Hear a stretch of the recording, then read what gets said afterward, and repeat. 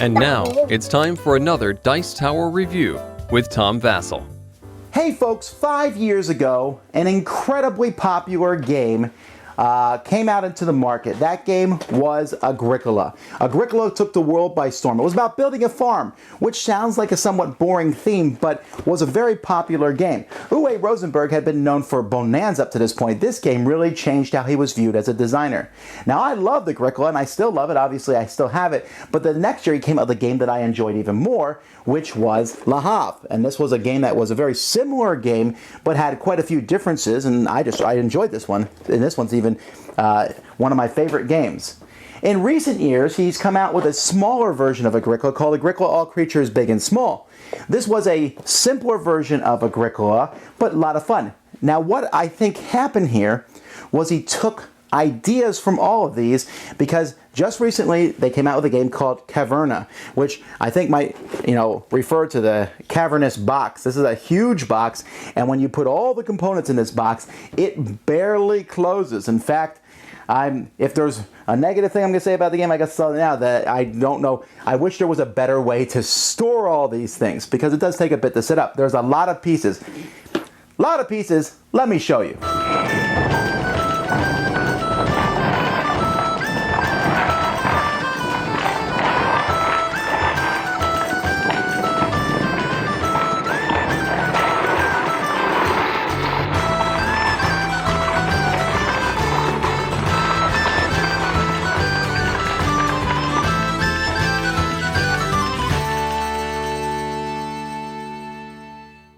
First of all, you have to realize that you get a ton of components in this game. You can see over here that there are piles of different resources. We have vegetables, we have wood, we have cattle, donkeys, dogs, sheep, pigs, grain, rock, weapons, ore, rubies, gold, and then there's even a pile of chips here in case you run out of resources to use for the different resources. Over on this side of the board, we have several tiles that are dual farming and pasture. We have tiles that are in the caves. We have single tiles. Many of these tiles have different sides to them. One side might be farming, we might have, the other side's a ruby mine. And then at the top of the board, you have tiles, building tiles that you can put into your area. But these tiles, you can either play a family game in which much fewer tiles, you flip these boards and it shows fewer tiles, or you can play the full game in which all these tiles are available. Okay, each player is going to start with their main player board here. In fact, they even included alternate dark artwork on the back, which is cool, but it's actually kind of hard to see. But here in the front, this is where you're going to be working over the course of the game. Each player is going to start with two dwarfs who will start in their entry-level dwelling, and you might get some food to start the game off, but that's going to be basically it. As the game progresses, you are going to be placing new tiles that will start from your entrance, and you'll be putting out pastures and farmlands as you build. There are certain spots on the board that when you build on top of them, like this one here, gives me a food. If I build on top of this one here, I'll get a pig. Yay, piggy! Okay, and there's different spots. Over here in the cavern, you'll be building tunnels and rooms. Tunnels, fill up spots on the board, but these rooms can have furnishings placed into them. Later on, I'll be able maybe to pay a wood and an iron, and this will be worth 3 points at the end of the game. And at the beginning of each round, I get 1 ore for each donkey that I have in an ore mine. And so there's different things. You're going to be filling up both these spots here as the game progresses. As the game progresses, there's going to be 12 rounds of the game. And in the first round, you're going to draw a card and place that card in this spot here. And all these spots are on the board, and these are spots where you can put your workers. Now, the thing is, this board, this part over here, these are not cards. They look like them, but they're printed on the board. This will change based on the number of players. You can play from 2 to 7, and there's even an extra boards that you will add for the different number of players, and these spaces will change. These other spaces won't change, but the order of them changes. There's 3 cards with number 1, for instance, and so those cards will show up as the game progresses, and then there's a wish for children, and as the game progresses, different cards are going to come out into the different rounds as players are playing them, and you will be able to go to those spots too. At the beginning of each round, on many of the spots, you'll put resources. Here I put an ore and a wood. and anyone who goes there will get that ore and wood. But if no one goes there at the beginning of next round, we'll add another ore and a wood. So you can see that the different spots will increase in value. Other spots that let you, for example, add to your cavern and take a stone, those will be the same. Many spots say and an ore on them, so you can do one or other, or you can do both. There's even a spot on the board, imitation, where you can pay food to do a spot that someone else has taken. Some of the spots here, you get gold coins that you can then change for animals. There's all sorts of cool spots here. One of them is growth, where you can add more people, more workers that you'll be able to put out each turn. As the game progresses, your player board's going to grow, and you're going to turn some of these pastures into spots where you can keep animals, because animals are worth points at the end of the game, and you'll be able to keep animals as long as you have a pen enclosed in them. And you also can see that when you enclose them, that those spots are worth points. And at this point in time, I'd like to talk to you about how you get points at the end of the game, because this is a big deal in how the game plays. Every spot that you build on the board, whether it's a room or whether it's an enclosed area or whether you're able to build a mine as the game progresses, these spots are going to give points. Some of them will give extra points at the end of the game. For example, this main storage will give you 2 points for every yellow thing that you have. You also get points for each person that you have at the end of the game. Every single animal you have will get you a point. You have 20 sheep. That's worth 20 points. However, you'll lose 2 points for each type of animal you don't have.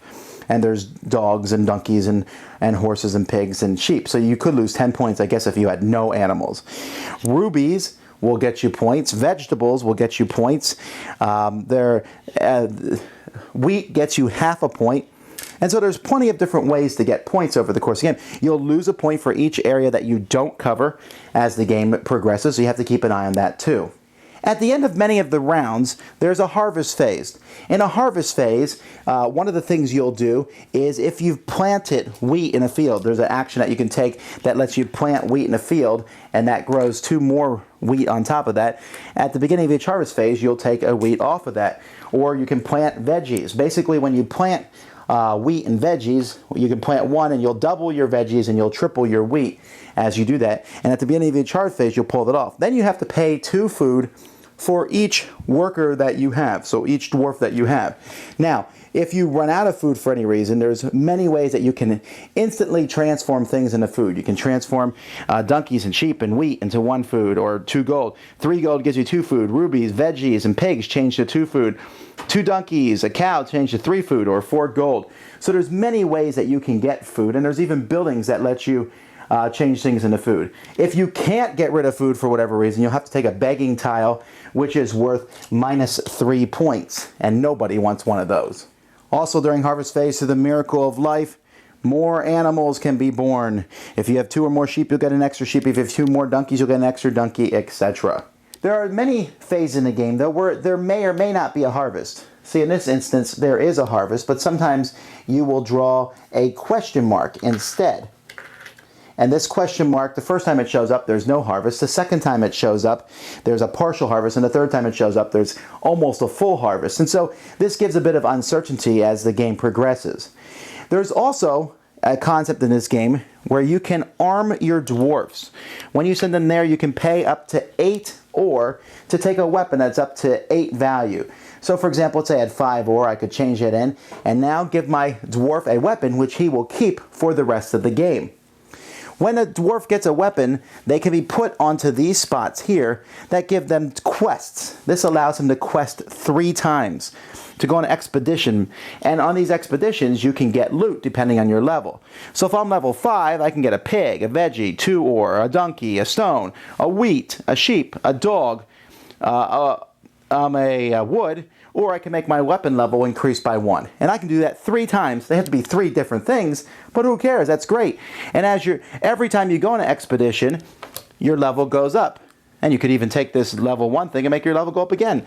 So your level will go up, giving you more and more options. You can go all the way up to level 14, which lets you put down more spots on the board, build dwellings for people to live in, harvest vegetables. So if you have a high-level dwarf with a high weapon, you can go to these places and get quite a few goodies as the game progresses. And many of the spots on the board, like this spot here, for example, will give you a pile of wood and then let you send a dwarf, if he has a weapon, out on a quest. There are many different buildings in this game, and each of these buildings, some of them, they're sorted here by color, but that's mostly so you can see, like, for example, these buildings here, at the end of the game, are going to give you extra points. Like the stone storage there gives you 1 point for every stone, the ore storage 1 point for every 2 ore you have. Other ones will give you special abilities over the course of the game, like this workroom here, lets you furnish. You can put rooms on those tunnels. And then the orange rooms here are rooms that you can put new workers in. You have to pay for the food for these people when harvest comes, but it also gives you more workers that you can put on the board. And so there's quite a few buildings that players can pick from. And that's basically it. I mean, I didn't explain every small rule of the game, but you basically are going to be playing through 12 rounds, trying to cover every spot here, and concentrate maybe on getting animals of different types, getting veggies, getting rubies. I should mention that rubies are a really cool thing to get over the course of this game, because rubies can be used for a huge variety of things. You're in trouble? Spend a ruby. There's all sorts of resources that you can get for a ruby. You can even place a tile for 2 rubies. So rubies are kind of a great thing to have, and rubies can even let you, once your dwarves have a weapon on them, you always have to place them out on the board last. You have to place your unarmed dwarves first, and then your highest armed dwarf goes on the board last, but you can spend a ruby to do that out of order. So maybe I want to put a high level dwarf on this 3. I have a 14 level dwarf. Come on, give me some good stuff. So anyhow, that's a basic overview. Player with the most points is the winner. I have to say, let's start out.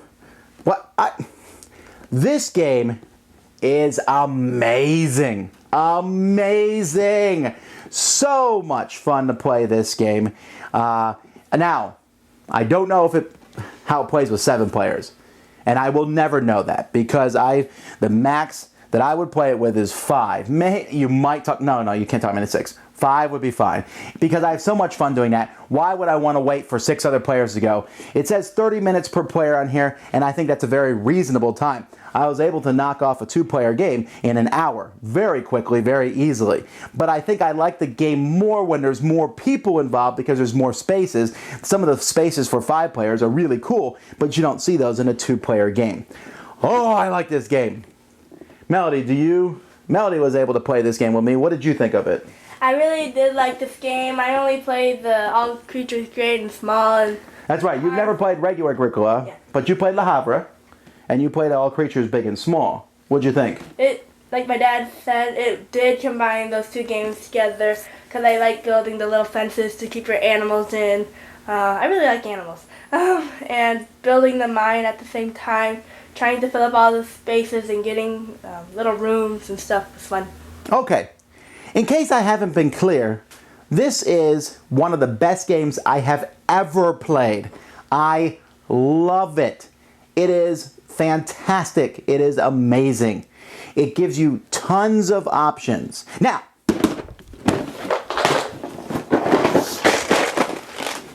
let's compare it to Agricola, because that's what a lot of people are going to ask. Because Caverna has been called by many Agricola 2. And this is a very fair assumption, because it's very similar to Agricola. If you played Agricola before, I can teach you Caverna much faster. If you played All Creatures Great and Small, I could even teach you this to you a little bit. Okay, here's the deal. If there's 2 complaints that I hear very often about Agricola, one of them is it's a pain to feed your people. If you can't feed your people, you can get begging cards, and it's really difficult, and you feel like all you're doing is feeding people. That has been completely erased in Caverna. You will very rarely run into problems. I've yet to see someone get a beggar tile, because there's always ways to get food. And there's so many ways to get food. It's still not super easy, but it's no longer nearly as stressful as it was in Agricola. Now, some people like that high level of stress. Fine. I like the lower level of stress that Caverna offers. The other thing that people say about this game, that people didn't like about Agricola, was that it makes you do everything. You had to get all the animals, you had to build vegetables, you had to do everything, because if you didn't, you lost points. That's also no longer the case. Sure, you lose 2 points for each kind of animal that you don't have, but that's not a major thing. You could ignore the animals almost completely and just go veggie, grain automatic, or build up your cavern and pump out rubies. There are many different strategies, and I think that the ability to concentrate on one of those strategies is much more pronounced than this one. Component-wise, what did you think of the components of this game? Very nice, very nice.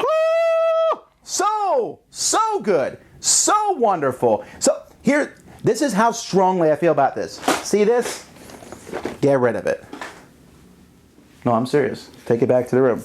I am no longer going to play Agricola.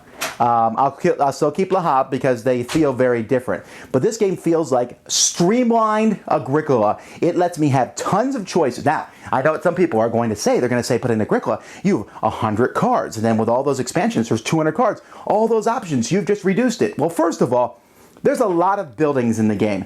Let's see, 9, 12, 48 different buildings in this game. Okay, that's not nearly as many as hundreds of cards, but you know what? It is tons of options. And because this game itself allows so many different varieties of strategy, it's great. They could probably add more buildings as time goes by anyway, but I don't need the 6 million different cards. I like the fact that all the buildings are there each time, and I can buy the buildings that I want, unless, of course, you buy it first. And unlike Agricola, sometimes someone will take a spot and it ruins my whole plans. That can still happen here. And there certainly is that interaction. Look what I've done here. But there's so many good spots on the board. It's my thing I like about Le Havre is that you can go to, if someone takes a good spot here, I got a great spot here. I got a great spot here. Oh, there's so many good things to do in Caverna. You just look at the board, there's tons of great spaces, and then if someone does take the space you want, there's even that spot you can go to and pace a couple food and do the same thing. So ha ha ha ha. Adventuring, going on these expeditions, that's a really cool concept. And now the game warns you in the rules, it says if only one person does it, they're probably going to win. And if everyone but one person does it, then the one person doesn't is probably going to win. So you got to kind of mix and match it. I like that. It's cool. Going out on these expeditions, it's kind of odd thematically with a weapon, but you're getting a whole bunch of cool resources, and I like it because you can pull in 4 different resources that you need at different times. You can go and be farmer-o-matic and just pump out vegetables all over the place. You can go and be the king of sheep. There's and with the cuddle room. But there's all sorts of cool things in this game. Okay, it may sound like I'm raving, but I am. I am telling you. I know a lot of people are complaining about the price. It's quite high for this game, but it's worth it because not only are you getting a ton of components in this box, but you are getting an absolutely amazing game. This is the best game of his I played.